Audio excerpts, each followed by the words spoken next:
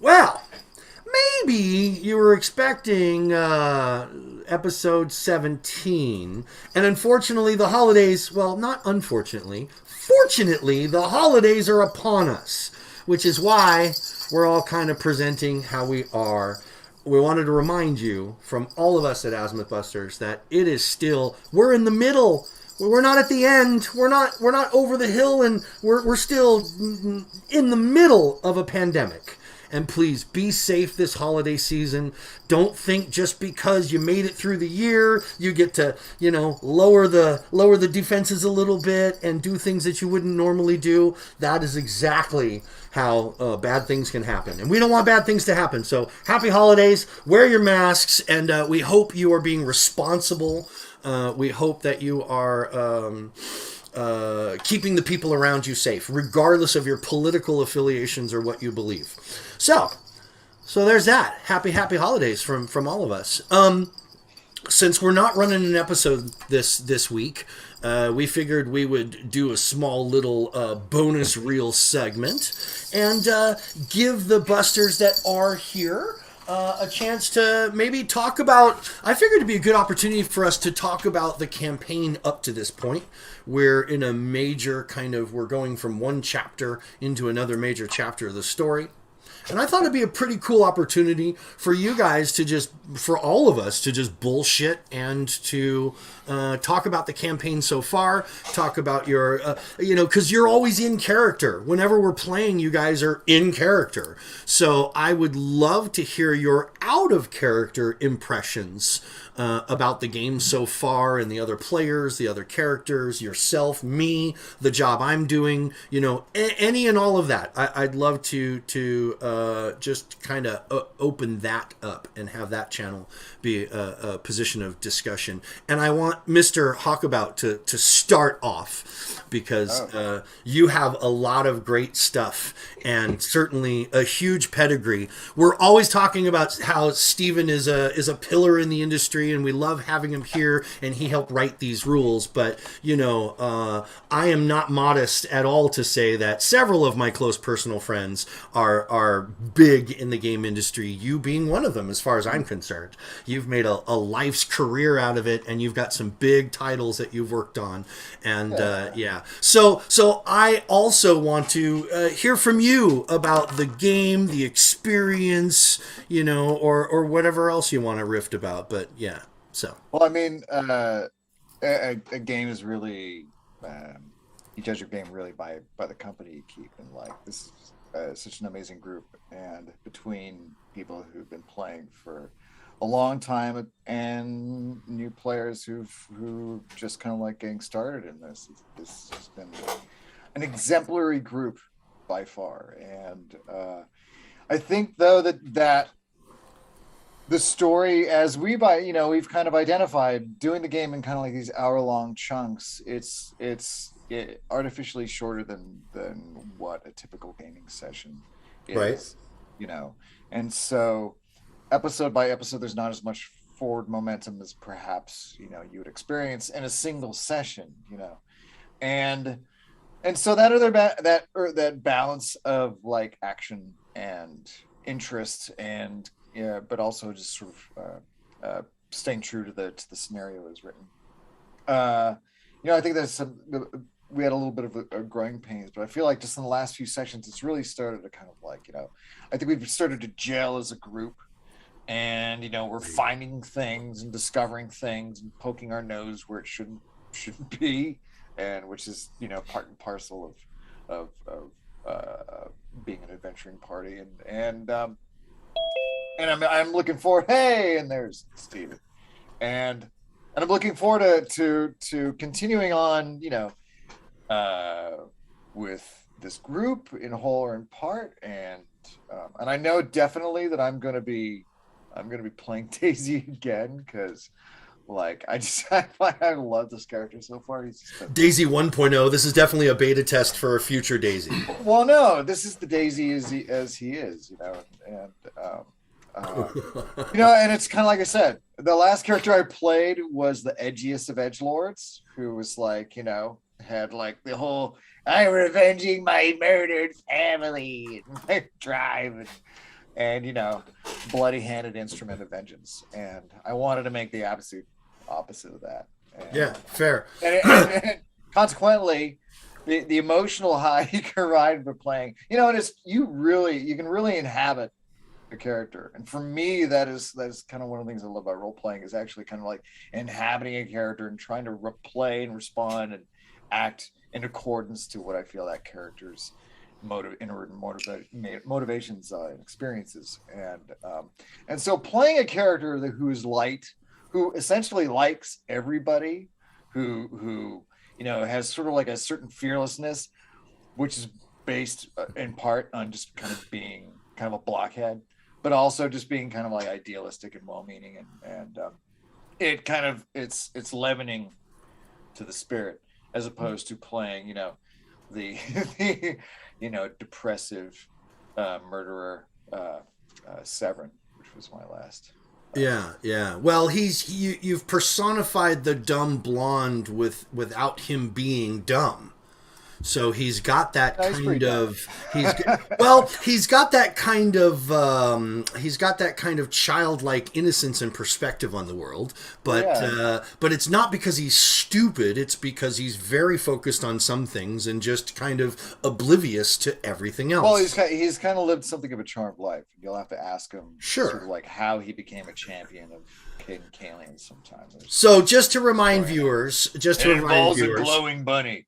What we're doing this week is we're going to have a little conversation about the campaign up to this point for our holiday little break as a little bonus reel for you in place of episode 17. What we're going to do is we're just going to riff about it for a little bit, keep you company, wish you the holidays, and we expect you to come back exactly a week from now, where we will have our entire cast back together under one roof and rocking from that point on. So welcome, Stephen. You got to the studio a little late, but we're glad you're here. We started off with silly hats and our masks because we were making a statement about how we still wanted everyone to realize we're still in a pandemic and we are gaming safe. We're doing this because we're gaming safe. Right. And we're not having in-house groups. So does that mean I got to get a silly hat? Oh, if you got a silly hat, like Yeah, no, we'll wait. It's fine. It's fine. We might want to remask up and do that again, just since we have Steven at some point, just because it'll be fun. I think the spontaneity of the way it is just fine. Perfect. I think we'll let him come in and spotlight. He can. All right. Oh, see, there we go. He's got something. Here we go. There it is. There we go. I don't know how I'm going to do this. I haven't. With style, sir. Believe in you. So we used to do this charity thing as a group at Paizo called the Gauntlet, and I remember. And we won the first one. We did a little better than the second one. I only participated in the first two. But you could raise extra money, if you did wacky things. And so my friend John Grant, who I worked with at Wizards of the Coast, he sent me this hat, and he goes, if you wear this for one game, I will donate this much money. Oh, that's fantastic. And it's even a great hat. It's not even a bad hat. It's a good hat. Oh, I'm with you, buddy. It's a jester hat. Yeah, we love jester hats. Jester hats are awesome. Mine just has bells on the end. Same hat. I don't usually wear hats, especially things like cowboy hats, because it makes me look like a Flemish farmer. Specifically, I promise, Stephen. If I ever see you in a cowboy hat, I will not go, hey, there's a Flemish farmer, because I understand that would be an insult. What's wrong with the Flemish farmer? And I'm like, I've seen that guy in so many 17th century paintings, right, from old Dutch masters. I'm like, that's right. So, and that's. Don't want to be that guy. It's not the most flattering look for me, and sure. And plus, I'm just not used to wearing hats. Sure. So, right. Well, man, you have a great head of hair. You might as well show that. Rock the hair. Yeah, rock the hair. Let the spade be called what it is. So, I was saying right before you joined that this is a rare opportunity for you guys, because whenever you're on camera, whenever we're doing these shows, you're always in character.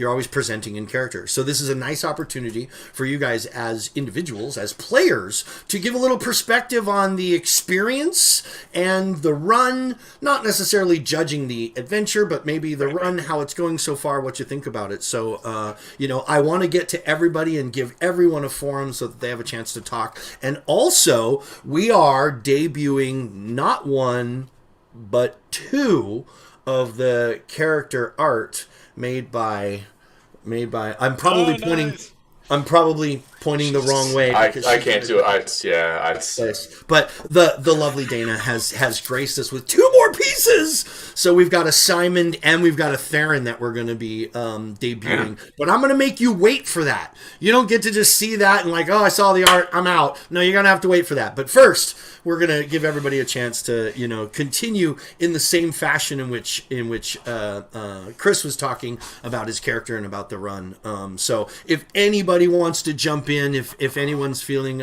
particularly revved up, warmed up, and want to have the forum, please take it away. Okay. Well, I it always happens, right? So I was just gonna say, kind of based off what Chris was saying, I also do find it kind of hard. I think, as you guys know, I haven't really played like a big long full game of D&D, but I agree it's kind of hard doing the 1 hour sessions. I feel like it always leaves you wanting to do a little bit more, wishing you had a little more time to kind of get into things a little bit more. I will say, Chris, you're really good at kind of sidetracking, and I like that because I wish we had a little more time and a little more ability to be able to sidetrack in the story like that, because I don't remember which episode it was. All the episodes have aired, right? Am I about to spoil something? No. Oh, by now. You're fine. By you're now. fine. Okay. You're fine. Yeah. Everything. Yeah. Everything. I'm thinking in the grand scheme of Everything. things. Yeah. Everything we've recorded is online, so you're good. You're good. She's like, You're good. in episode 18, like, And whoa. Stop. I'm not trying to. You're fine. You're fine. But just Daisy sidetracking and looking for a leather worker and stuff like that. You know what I mean? It makes me feel so much more immersed in his character and know who he is. And I like that everyone's kind of finding their stride with that too. I have to agree with what Chris said. I so wish that we all had more time, ideally to do longer sessions, but that's life for you right now. But I agree. I've been having a lot of fun with it. I think everyone's kind of finding their stride. I think, like Chris said, it's in the company of people that you keep, and I feel like I'm kind of getting a feel for the game and what kind of game that I like to play and what kind of game that I'll want to play in the future. Mm-hmm. And it's really great, like connecting with everyone. I hope, eventually, whether it's more sessions with Azmyth Busters or everyone else's, I want to be involved in more groups and, be more part of it, because I do really enjoy it. I'm having a lot of fun just kind of finding your stride in it. And as everyone kind of gets to know each other more, I think we all kind of find our stride with each other, and for sure I'm enjoying it a lot. Nice. And we're certainly enjoying you, and I get great feedback from you. In fact, one of our fairly devout listeners was saying that one of his favorite things about our show is your interaction with Theron. Was saying like the sarcasm and the back and forth and the relationship between those two characters was his favorite part of the show, which I was like, oh, that's cool. So I wanted to share that with you because that's good stuff. That's good stuff. And we're certainly... and you know what? Chris and Theron are great to Steven. Sorry, we're using real names. Chris and Steven are great experienced characters, and it's so nice to have that as well to kind of play off of, because sometimes I do get stuck. Sometimes I'm like, I don't know where to go from here, but they're very great, like solid, like I know that they're going to say something. I know that they're going to lead me some way that I didn't think of. I love having the two of them to be able to kind of like play off of. I find myself being able to play off of other characters a lot easier. And, it's been great to be able to lean on them for sure. Yeah. Dig it.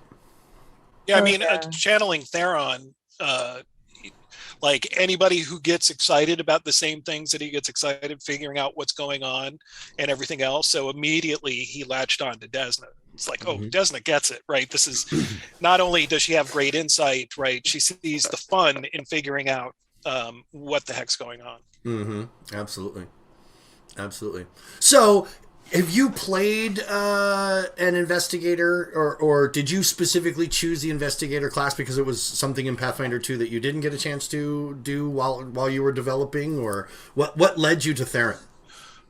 Well, so I designed the first edition Pathfinder investigator, right? And it was advanced. I think the advanced class guide. Yeah, it all blurs after the years and everything else. And it was actually like a class I was very passionate about. I had just gotten done watching both the BBC Sherlock and Luther, and those were huge influences. I'm like, yes, this could be a class, right?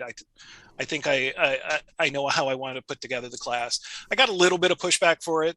They were all like, we don't think that's, got enough legs. That's maybe just a rogue archetype. And I'm like, no, I actually think you could make a really good class like this. And then when I presented it, everybody went, oh, okay, yeah, I see what you're doing.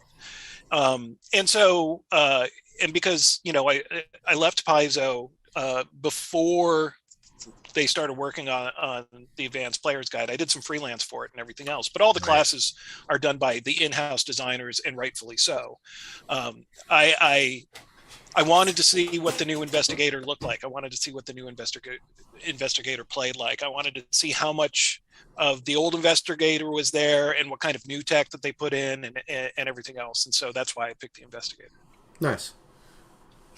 And what's your take on the experience doing a weekly periodical kind of production like this, or the adventure specifically? Like, everybody was shocked that you had managed to stay completely insulated from this module, since it was being produced at the same time as you guys were working on the core, and even Bullman himself said no, he knows the whole adventure, he has to. It was great. In fact, as I basically left Paizo as Pathfinder 2nd Edition was coming out, and in doing that, there were so many pieces of that initial thing. My work towards the end was basically making sure the Bestiary 2 was ordered and was going to come in from the various freelancers, making sure various card decks that have been sort of left behind were designed and were in the pipe, making sure that a lot of second tier stuff was going on. Jason's work was primarily not only rah-rah stuff, but during the time that Jason was working on the adventure, we were all just heads down busy. And so while I knew some aspects of I knew some bits and pieces of the adventure, I know one of the editors came up to me one time and he really wanted me to take a look at the adventure, and I just couldn't find the time to do it. So it was just so busy. And was it like Steven, you gotta look at this? Was it like no, it wasn't. Kind of thing, or? The whole thing about it is working at a game company, you always are basically working a year out from when people get it. Right. And so, and at that period of time, not only were we wrapping up, so you really have to hand it to the editors. The editors, not only were we wrapping up first edition product, and they had their head in that, and Starfinder had ramped up by that point, and they had their head in that. And then you've got this third system, Pathfinder 2nd Edition, which in a lot of ways they were still wrapping their heads around. And it had all sorts of tricky parts, like it used terms from first edition, but it used it in a different kind of way. Right. And so it was more like, I think I've got this right, but I'd like you to take a look at it and make sure. And Paizo at that time had basically started in a program where one designer walks through it the entire process, one developer walks through it the entire process, one editor walks through it in the entire process, just to make sure somebody's got, or at least three people all have it in their heads, right? Got it. Yeah. From start to finish. From start to finish. Right. I was already doing that with an adventure path, Extinction Curse, which I actually didn't get to finish, but in the beginning of that. And so, and I don't remember, I think Jason was the designer for that. He was also the guy writing the entire thing as well. Mm-hmm. And so in a lot of ways, it was just this, one of the editors going, I think this is right, but I wouldn't mind a second set of eyes if you have the time. Gotcha. And I just had to say, I don't have the time. Yeah, so, it's got that same kind of thing where for 5e, they were. Sorry to interject, but I gotta jet a little early. All right, but love you guys. See you next week. Love you too, Chris. Happy holidays. Happy holidays. Take care, buddy. Hey, buddy. Yeah, so it's sort of like that essence of when they launched 5e, the rules hadn't even been solidified. They were still calling it D&D Next. They hadn't even landed on what they were going to call it yet. And they were having other teams, these outside teams, making adventure paths, essentially, for it, without the rules even available. So it kind of has that same kind of flavor to it, except in this case it was in-house and not freelancers. So and fascinating. We had a whole group of freelancers who were working on things in a rule system that was still kind of in flux, and it really had pushed on the design leads and the developers and the editors to go through, and it's like they're gonna get stuff wrong just because they don't have all the information. Sure. We tried to give them as much information as it went on, but there's so many moving parts in the creations of these types of games, especially up until release. If you ever have dreams of actually doing this for a living, realize that it's a lot harder than you would ever think it would be. Yeah. And it's not a high-paying career. It's a career of love. It is not a career that you're going to be financially wealthy ever, unless you're one of the very, very rare individuals who have managed to turn it around. There are a few, but if you're just a creative, if you're going to be a creative, that's a hard path. That's a hard path. Miss Lena. So I want to go to you next, because I know this was, although you have kind of been a satellite around nerds and gamers for a great portion of your life, that this was your first endeavor to actually jump in and play. And that was a big point for me, for like, hey, you're my friend. You've never done this. You really want to do this. Like, let's evolve you. Let's bring you to the evolution stage and bring you in. So I'd love to hear your take on things, for sure. Sure, yeah. I'm really happy that I got to start playing with this group especially. But a lot of my experience on camera is typically scripted, and it's not improv. So I don't feel like I've necessarily been comfortable, being that this is my first experience as a game. Doing tabletop, as actually like playing my character as much as I had wanted to, because I just don't necessarily like feel comfortable doing that without a script. So that's just what I'm used to. So like I've loved playing this character, but I don't necessarily think that I'm in character when I play her per se. Because there's a lot more that I probably would do if I wrote it down earlier or something and like went to it when I felt like it. I don't know. It's also my very first what you experience. Mean as a new player, I can relate to it. It's being like brand spanking new, learning that you can be in character, but also knowing that when you're being recorded, that you don't have a script, and so it's like it's kind of a weird. Sure. Dichotomy there. Yeah, which, whatever, anxious. I'm rolling with it. Yeah, it's a little anxious. It's like, well, you want to step out, you want to be in the spotlight, but you don't want to grandstand, and you don't want to go in a direction that's not going. Like, no, I would say it's funny that you say that. It's funny that you say that you don't feel like you're in character when you're playing. I feel like you're totally in character. Well, I did pick a more like quiet character intentionally so that I maybe didn't have to go out of my comfort zone too quickly too yet, so I would say that we're basically a little squeak past halfway, I think, by the way I'm kind of reading things. I think we're about halfway through the journey.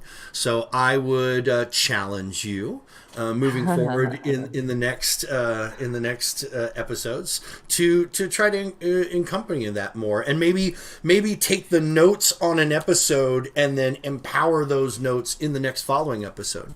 Since we're playing hour to hour, one of the things I was going to say when Chris was joking about how they're in little hour bits, I was going to joke, and my response was, well, then listeners need to binge them in 4-hour blocks. That's all. They just need to binge them in 4 episodes, and that'll give you an idea of what a adventuring party would actually do maybe in 4 hours.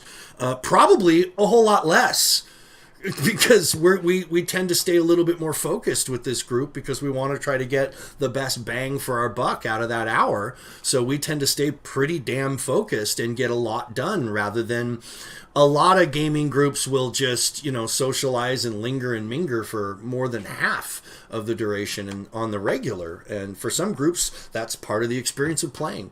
It just, everybody's case varies. So, cool. So I'm glad you're here. I'm certainly loving your evolution from not having a clue as to what any of this is to like being able to talk intelligently to other people in your world who are like, you're doing what now?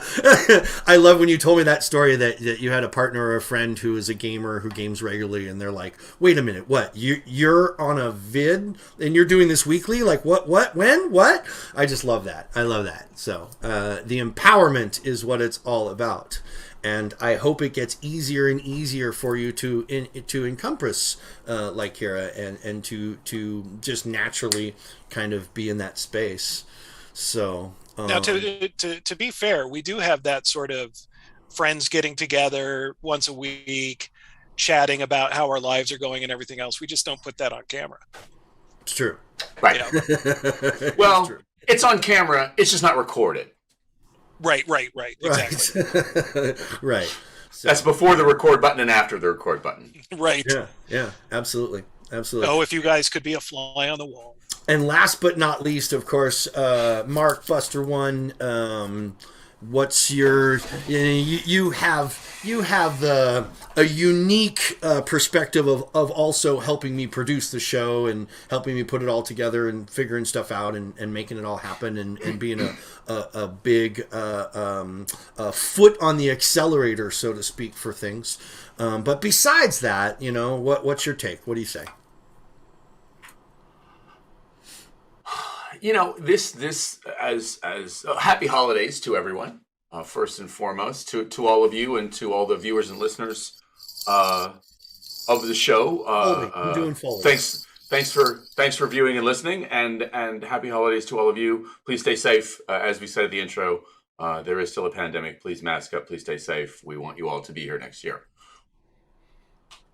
I would agree with Dana and others that have come before me in the conversation that the most important element of this experience is the people, and then the game after that. It's been amazing, and I have enjoyed and still enjoy watching the rest of my fellow players develop their characters and the interactions. And I, as someone else has stated, am a big fan of the Desna and the professor and that interaction. It's really fun to watch you guys do that. And to develop, as role players, as I try and learn how to do that. Cause I, like Lena, I feel like I want to figure out how to play Simon more than I do. And I don't know. It's not really the improv thing versus the scripted for me, because I don't have that experience. It's just figuring out how to create what I think is an interesting character, relative to what I think you guys have as interesting characters, and mine just feels really boring to me. And maybe that's just my own internal perspective. I'm enjoying everything. Don't get me wrong. I love that. It's just that's my challenge, is trying to figure out how to kind of bring that nerd out and make Simon, kind of bring out the image of him that I have in my head, to outwardly. And I don't know that I do a good job of that for you guys, as much as I do for myself. It's a wonderful experience. I more than anything, this has been transformative for me, not just this game, but role playing in the last 2 years for me, coming from a place where all of my friends that are local within driving distance of me are all shared with my spouse, to cultivating groups of people that I consider friends that I didn't know 2 years ago, to include everybody on this screen, and my brothers in Shadow Company, which is the Tuesday night game that Mike runs for us, a 5e game that you guys will never see because we're not going to record it. You might get to see some art at some point of the characters. You'll see it once it's published. There you go. Yeah, you'll see the published module at some point down the road. But until then, yeah, nothing coming from that. But I mean, it's been amazing for me just meeting people and interacting and getting outside of my comfort zone. Thank you, Lena, for the inspiration for the cool hat. But that kind of stuff, not taking myself so seriously with things like that I wouldn't have done 2 years ago. It just That's awesome. I would never have happened. So it's the meeting all of you and meeting all of the guys on Tuesday night and having these interactions with people has been the biggest thing for me. Pathfinder 2 has been great. I like it more than Pathfinder 1. I dipped my my baby toe into 1, and it's just I like 2 more, Stephen. I like 2 more. It's definitely, it was I from the little bit I saw of 1, I see where everybody was going with 2, and I would agree that was the right direction for making it a more playable system. I think so too, but I'm very biased. Right, and again, decidedly you have a bias. I think beyond that, what I'm excited to see next is I'm excited to play Delve, and I'm excited to see as many of us that play Delve in that session where we have a little role reversal where Steven is the GM and Mike is the player. I'm excited to see that and to get to do like a campaign with Mike where he gets to be a player and not a GM. I'm looking forward to that whenever we get to do that. That does not happen often. I like that idea. Exactly. So knowing that we're halfway through this process, or basically, I say halfway, we're probably a little more than halfway through. Knowing that, I would put to each one of you, and I would also put to those who aren't here and hopefully tuning in for Christmas cheer as well, either live or otherwise. In the next half of this campaign, knowing what you know, knowing what you've stated about your character and how you feel about them, how would you challenge yourself, or what one challenge would you put to yourself to raise the bar for the second half of the campaign? And I'm not even asking you, I'm not putting you on the spot to even call it out. I'm just seeds, just planting seeds. Just think about like where you're at right now. I would disagree. I think Simon is a great example of a goblin who's trying to make his way in a man's world and not try to be that stereotypical burn everything, bite everything. Like, I really kind of, he's got a very stranger in a strange land kind of thing to him, but at his core, he's an angry fucker and can bring it if it comes down. So I think you've done a great job so far, and I would say feed off of that energy would be what I've enjoyed most about him. In that, and in direct comparison of you versus the NPC goblin versus Finnick, you and Finnick were polar opposites of goblinhood from one side to the other, and I think that was a really good time for you to shine. And the whole Goblin Wars thing, I'm so glad you picked a goblin character, because it lets us play with that whole interspecies, like what the hell happened and the history and all that. I love that stuff. It makes it so much more immersive. So, all right, we've made you wait long enough. I think it's time to do a little art reveal. Now, I've got the two pictures. One is Simon and one is Theron, and they're in a slideshow. So every couple of seconds, they're switching back and forth. So don't freak out if you don't get to see them. I'm not talking to you guys, obviously. I'm talking to the listeners. Don't already and the freaking viewers. out. Don't freak out, because they'll be there. They'll be there. I promise you. You know, in just 1 second, you'll be able to see them again. So here we go. All right. So, little Simon, the professor with his pipe. Love it. Yeah. Nice. Very cool. I like it. Yes. Love it. Those I both also look dig those really great. backgrounds. Yeah. I dig what you did with the backgrounds. How they're Yeah. Thank you. kind of simple, but throw a little break geometry in it. I dig that. The shadowing, yeah, you did a fantastic job. These look Thank really you. great. That's definitely Yeah. not my cop out to doing a full background for every character. Well, I figured at I first, call it a you full know, background. at some point it would be beautiful to see a group shot too. So, we can dream. We can always Yeah. dream. But there they are. There's so you're up to 4 now, right? 5. I We're think five. that's 5. 5. We're Yeah. at 5. Because Desna, Have you done all 5? Electra, Electra, Kira, Simon, Theron. Theron. All We're just 5. waiting on Daisy Dillon. On Daisy, yeah. We're just waiting on Daisy Dillon. Yeah, that's It's, fantastic. I'm trying to exciting. draw a meat popsicle pretty much, so that's Nice. a little bit harder for me. I'm not used to drawing men, but it is in the works. I am not going to tentatively say out loud when I'm thinking it will be done, but hopefully soon.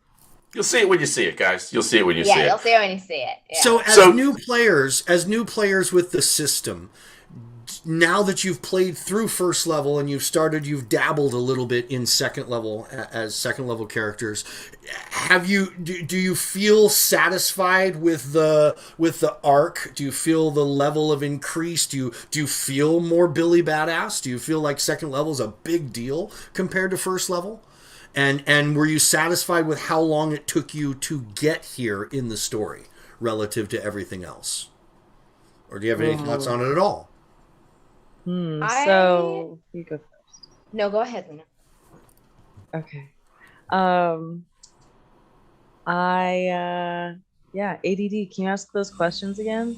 Well, you've played first level, and I know many of you were learning the system and learning your characters and learning the rules and learning the classes while we're playing. Much of that first level was you guys learning it and kind of getting it down. Yeah. Now that you're second level, does it feel like the risk versus reward? Does it feel like the amount of time that you invested? Does it feel like now that you've got a nice dunk incremental of power, do you feel twice as powerful as you did for the first half now? So okay, I do like the level increase. Okay. I think that the feat that I chose makes me feel that way. I don't know if any of the other feats really seemed like they were going to benefit me as much as just adding 5 extra cantrips is what I got. Ooh, all of a sudden, extra cantrips. So it was just I don't know. I think that's been really helpful, having a nice array of different things that I can do instead of picking and then worrying what's next and then thinking, well, maybe tonight I can change it, and because that's kind of the way that I've been having to figure out my character. And so I think being able to have more cantrips now at second level, because I chose the feat that does that, I think that's made me really appreciate and look forward to what Kira can do in the future. Nice. It What was makes the her second more. It question? makes her more spontaneous. It gives her more utilitarian versus. Anytime you can make your character not a one-trick pony, so every time you're casting magic, it's the same spell over and over again. That sucks for you. That's boring for you. That's not dynamic. I'm gonna try and do Grim Tendrils again. Right.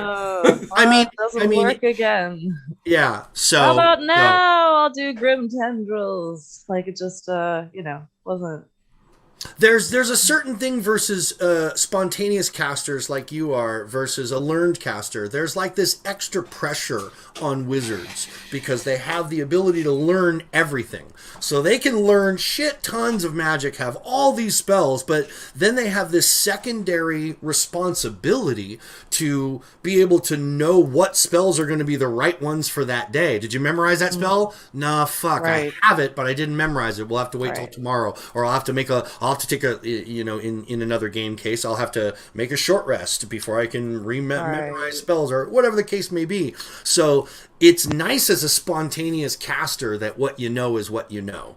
And the more, the better. Yes. You know? So Yes. So I really Sure. think I can start benefiting the group a lot more than I was. Also, the nuances to saying things like instead of just, I'd like to walk all the paces to get to the thing, instead of like, well, guess what? You're stuck.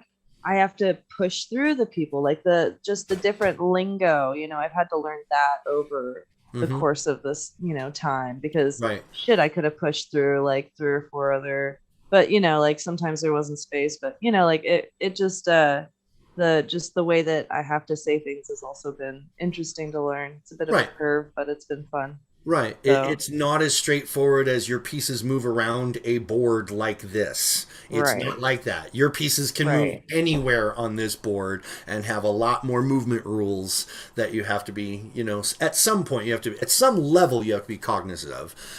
Fortunately with us, it's like whatever you want to do, we can translate that through. And after so many, like you say, after so many episodes, now you know those rules through osmosis. You've kind of picked them up and saw them in play, Right. and saw those dynamics. So, Yeah, so I think I can be more of a benefit now, and that's kind of what I've wanted to do. That's awesome. So, That's awesome. Are you excited about the prospect of potentially learning another system and playing a completely different system now that you have one under your belt, so you have a basis of comparison? Or do you like being in the fantasy genre and think that you would stay happily playing Pathfinder 2? So I have been invited to do another online game with some friends recently, and it's not Pathfinder, but it's okay. And I've been playing a cat lady, and so What are they that's been playing? pretty fun. D&D? Yeah, Nice. yeah. So I'm a Tabaxi, and Fantastic. Oh, nice. I'm really scary, and Very it's cool. fun. Yeah, Very cool. very scary. Yeah, you And should. so, You should cross pollinate. We should link and link to the link. That's a public videoed game, or is that just a private game? no, Oh, it's a just private private. game. Okay, Yeah. I thought you Oh, were saying nice. you were joining Oh. another cast and doing a second Ooh. show. I'm not that cool. I was like, you go, girl, I mean, you if go. anyone wants me, but no, That's awesome. No, it's just a private game, and I think for the next one, I want to wait till, you know, like it's a lot safer, or I'm in a pod of people that I feel safe around, Yeah. because I'd like to try this IRL. Oh, You know, yeah. like this is a really great experience, but Yeah. it only like gives me, you know, like it I can only imagine what it would be like to be able to do it in person with all of you. You know, like I think that would be really fun too. Who knows? That might actually happen at some point. Nudge, nudge, wink, wink. Well, I was just gonna say, should we talk about that? Is that too soon to talk about? We can. I don't know if it's going to happen. But we're going to try. So what Mike and I are hinting at, we are going to attempt, the group of us, to meet up in 2022 at KublaCon. Which is a big. So yeah, I was gonna say, what's that? Yeah, it's a gaming convention in San Francisco Bay Area. They took a hiatus last year, of course, because of the pandemic, and with all hopes that the way things are going, we'll be able to have a convention. You know, and I hope the world stays in the way that would allow that to happen. So the base plan is that we are going to have a bunch of us there.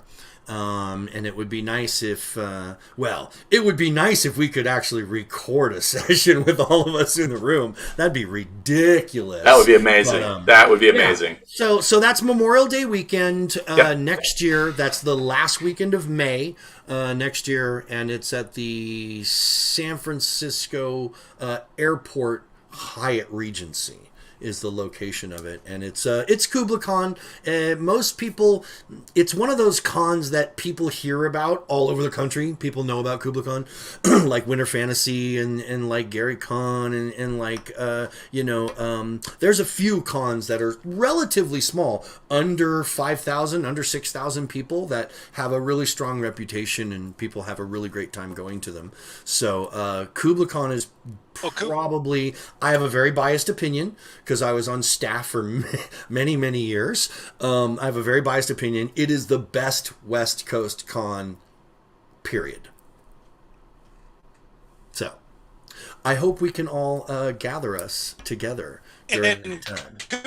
Kubla Khan, if memory serves, is one of the So if memory serves with Kubla Khan, and you guys probably can't hear me because I can hear you. Yeah, we can hear you. It's one of the early conventions. It's one of the early conventions on the West Coast. So it's been around for a long time. It was two. I know the history because I was on staff. It was Game Caucus is one con that ran through the 70s and 80s, and it was Game Caucus and Manifest. Manifest was the other convention, and those two conventions merged under one ownership, and it was renamed Kubla Khan, and it's been on the Memorial Day weekend ever since. It's moved a couple locations, but it's recently changed in the past few years. It's recently changed ownership as well. A dear friend of mine, Mike Eckert, owns the convention now. He and an ownership group, and I hope they do. I hope they continue to do a fabulous job with the con, and I have been pimping it out in every aspect that Kubla Khan's been on my lips for 20 years. We did it with Justice Radio. We pimped it out back in the day when we were doing the radio station. I ran the organized play program in the Bay Area, and Kubla Khan was my, that's the epicenter. That's where it all happened.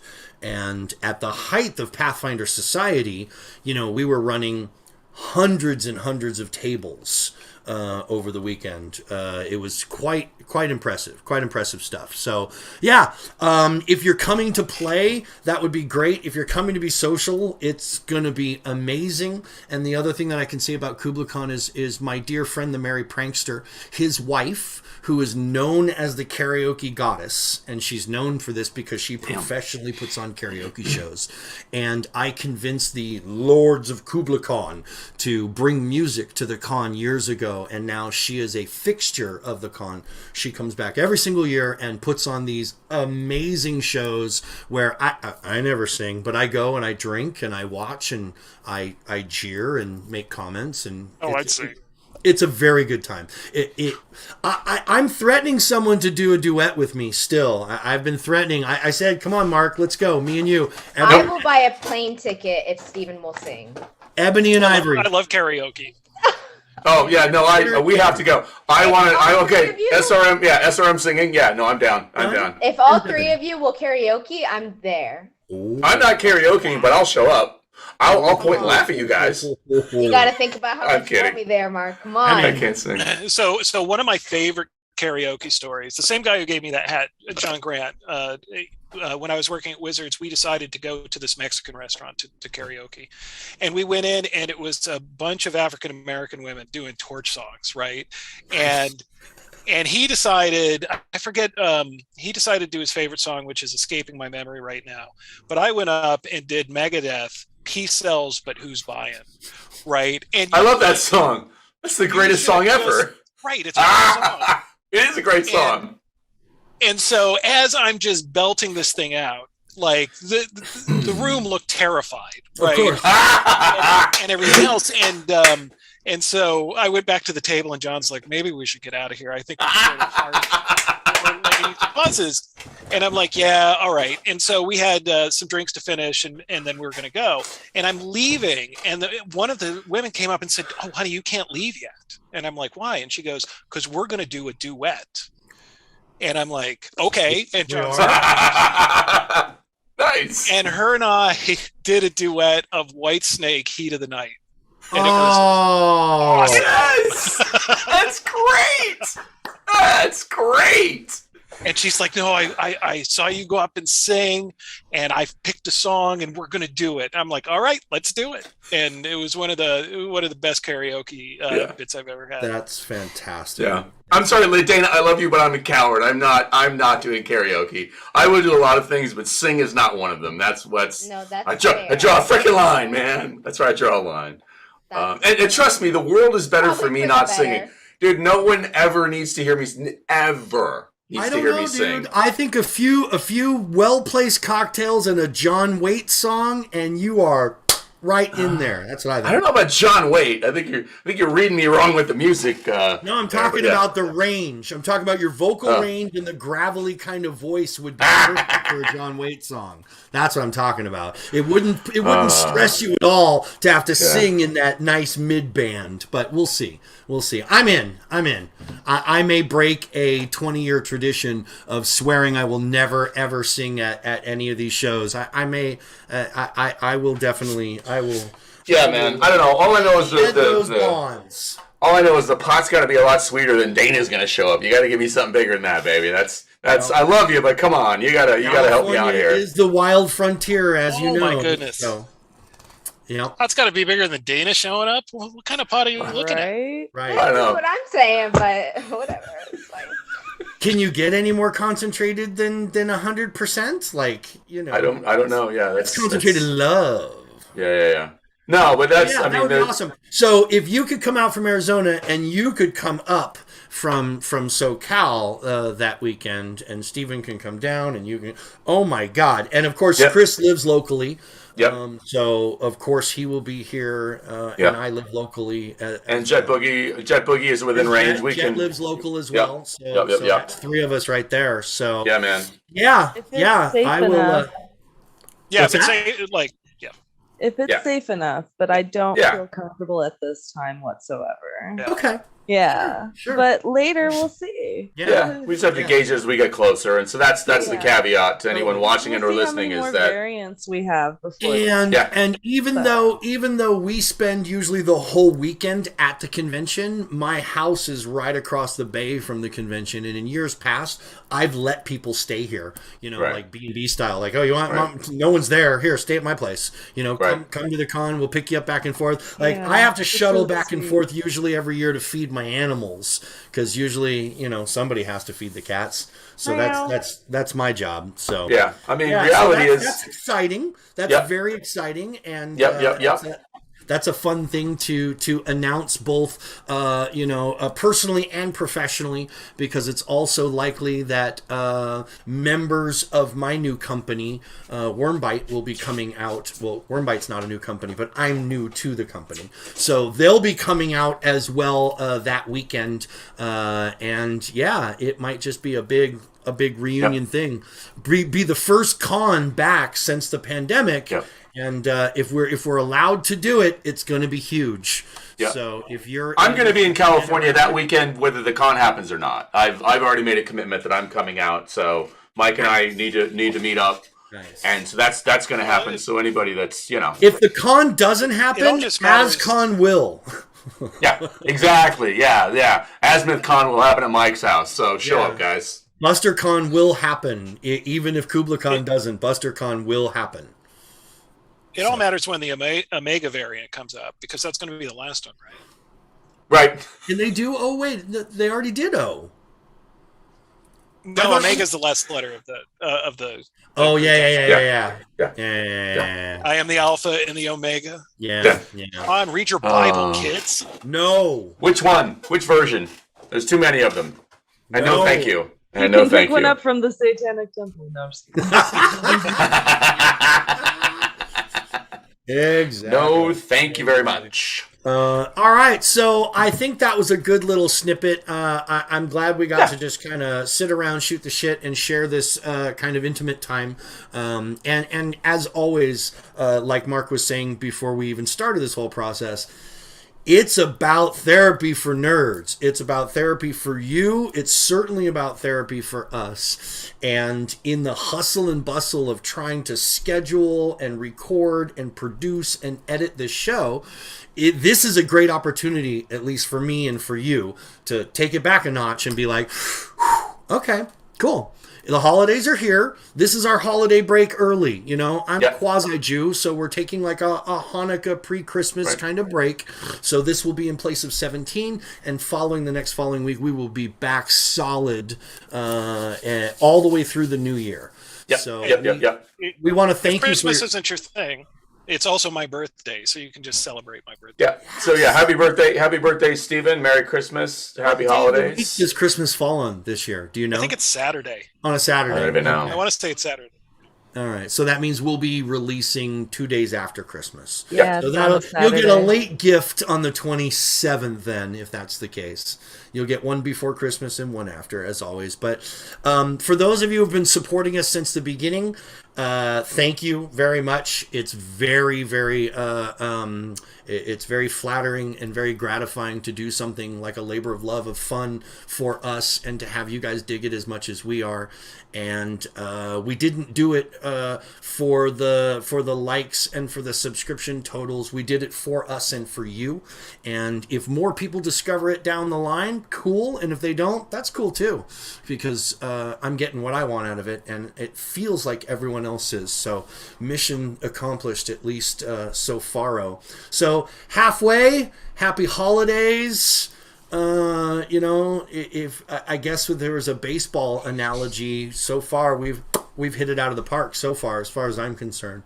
And there's a grand slams to come. I don't like baseball. I don't know why I chose to use baseball analogies, but sports ball, go team. Woohoo! Woohoo! So happy holidays, everybody. Thank you guys for being here. Thank you for joining us. And we appreciate your patience. And we know you were anxious to hear what was happening next. We know you were anxious to hear the next part of the story. But tune in next week and you'll get it. Ciao. Yep.